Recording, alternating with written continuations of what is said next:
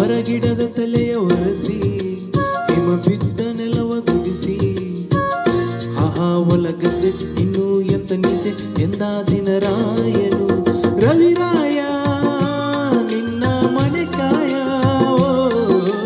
ಬಿಡುವೆಂದು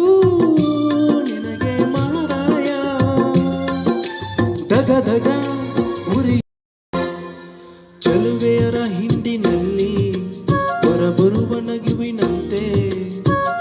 ಕಿಲ ಕಿಲ ಕಿಲ ಕುಸ ಕುಸ ಕುಸ ತಲೆಯಲ್ಲಿವೆ ಹೂಗಳು